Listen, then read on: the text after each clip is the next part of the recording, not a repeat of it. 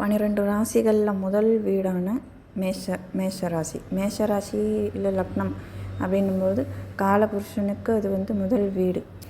முதல் வீடுங்கும்போது அந்த மேஷ ராசி அல்லது மேஷ லக்னத்துக்கான குரு பயிற்சி பலன்களை இப்போ நம்ம பார்ப்போம். மேஷ ராசியிலிருந்து கடக ராசியில் குரு வந்து வந்துட்டார். அப்படின்னும்போது இந்த குரு பயிற்சி எப்படி இருக்கும் அப்படின்னா, மேஷத்துலேருந்து கடகம் வந்து 4ஆம் வீடு. அங்கேருந்து குருவினுடைய பார்வை 5, 7, 9.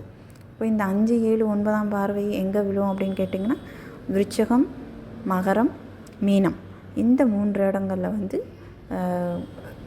குருவினுடைய அப்போ சந்திரனுக்கு 4ஆம் வீட்டில் குரு வந்து உச்சமாகிறார். அப்போது இது வந்து ரொம்ப பவர்ஃபுல்லான கஜகேசரி யோகம்னு சொல்லுவாங்க. ஸோ 1, 4, 7, 10 வந்து சந்திரனும் இல்லை வந்து குருவும் வந்து தொடர்பு பெறுது.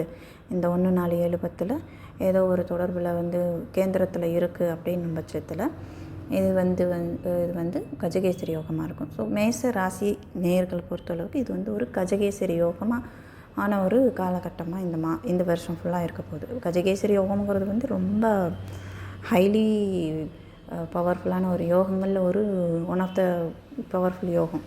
ரொம்ப நல்ல யோகம். எப்படின்னா நல்ல ஆளுமை செலுத்தக்கூடிய ஒரு விஷயமாக இருக்கும். லைக் இப்போது இவருக்கு நம்ம சிஎம் விஜய் அவர்களை எடுத்துக்கிட்டோம்னா, அவங்களுக்கு வந்து கடகராசி, கடக லக்னம். அவங்களுக்கு லக்னத்திலேயே வந்து லக்னம் ராசியிலேயே வந்து குரு வந்து உட்காராரு. அப்போது 1ஆம் இடத்தோட தொடர்பு வருது. ஸோ இவருக்கு வந்து என்ன ஹையஸ்ட் பொசிஷன் தமிழ்நாட்டுக்கே ஒரு சிஎம்ங்கிறது வந்து ஒரு ஸ்டேட் லெவல், அது வந்து ஹையஸ்ட் பொசிஷன். அந்த மாதிரி ஒரு பொசிஷனில் இருக்காங்க. இந்த மாதிரி அவங்கவுங்க ஜாதகத்தை பொறுத்தும் மற்ற கிரகங்களினுடைய இன்ஃப்ளூயன்ஸை பொறுத்து இருக்குது. பட் இவருக்கு அந்த மாதிரி யோகங்கள் இருக்குது. இதே மாதிரியான யோகங்கள் மேஷராசி, கடகராசி, அப்புறம் வந்து துலாம் ராசி, அப்புறம் மகர ராசி, இந்த 4 ராசிக்காரங்களுக்குமே வந்து இந்த ஒரு கேந்திர தொடர்பு வரும். குருவோட கேந்திர தொடர்பு வரும். அப்படிங்கையில் அவங்க எல்லாருக்குமே வந்து கஜகேசரி யோகம் கண்டிப்பாக இருக்குது. அதனுடைய அந்த கஜகேசரி யோகத்துக்கு உண்டான பலனெல்லாம் அவங்க அனுபவிப்பாங்க. ஓகேங்களா? மேஷத்துக்கு 4ல் இருக்கிற குரு 8ஆம் வீடான விருச்சகத்தையும், 10ஆம் வீடான மகரத்தையும், 12ஆம் வீடான மீனத்தையும் பார்க்குறாரு.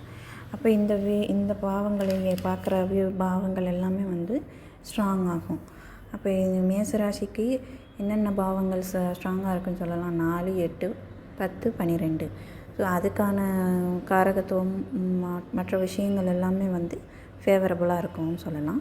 ஸோ ஃபார் எக்ஸாம்பிள் ஒரு குழந்தைய எடுத்துக்கோங்க. ஒரு சின்ன குழந்தை இருக்குது அப்படின்னா, அந்த குழந்தைக்கு 4ஆம் இடம் என்பது அம்மாவோட நல்ல பிணைப்பு இருக்கும். அம்மாவுக்கு ரொம்ப நல்ல யோகமான காலகட்டமாக இருக்கும். அவங்க ஒரு நல்ல பெரிய வீட்டில் இருக்கலாம். புது வீடு வாங்குறதுக்கான அந்த குழந்த பிறந்த நேரமோ இல்லை அந்த குழந்தைக்கு இந்த கிரக மாற்றம் கோச்சார மாற்றம் வந்த நேரமோ அவங்க வீட்டில் ஒரு புது வீடு வாங்குறதுக்கு உண்டான அமைப்பு வரலாம். புது வீட்டுக்கு போகலாம். இல்லை ஒரு வாடகை வீடோ ஏதோ ஒரு நல்ல ஒரு வாடகை வீட்டுக்கோ ஏதோ ஒரு வீடு, வாகனம், அந்த மாதிரி விஷயங்களில் சுகபோகமான வாழ்க்கை அந்த குழந்தை அனுபவிக்கிற மாதிரியான விஷயம். ஸோ அதே மாதிரி படிக்கிற குழந்தைகளாக இருக்கும்போது, படிக்கிற குழந்தைங்கன்னும்போது 4ஆம் இடம் வந்து ஸ்கூல் லெவல் எஜுகேஷன்ஸ் வந்து அவங்களுக்கு ரொம்ப குரு உச்சமாக இருக்கார். குரு தான் அறிவுக்கு காரகனானவர் குரு. ஞானத்துக்கு, அறிவுக்கு காரகனானவர் குரு.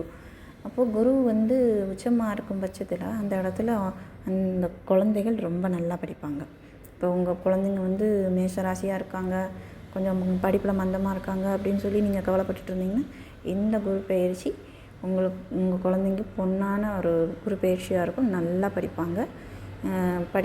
கொஞ்சம் ஸ்லோவாக இருக்கிற குழந்தைங்க கூட இந்த வட்டம் ரொம்ப நல்லா பிக்கப் ஆகி இந்த வருஷம் சூப்பராக படிப்பில் வருவாங்க. முக்கியமாக கடன், வம்பு வழக்கு, இந்த விஷயங்களில் வந்து நீங்கள் கொஞ்சம் ஜாக்கிரதையாக இருந்துக்கணும். குழந்தை பாக்கியம் இது பண்ணுறவங்க கொஞ்சம் தாமதப்படும். சுபம் சுபம் சுபம். எல்லாம் இறைவன் செயல்.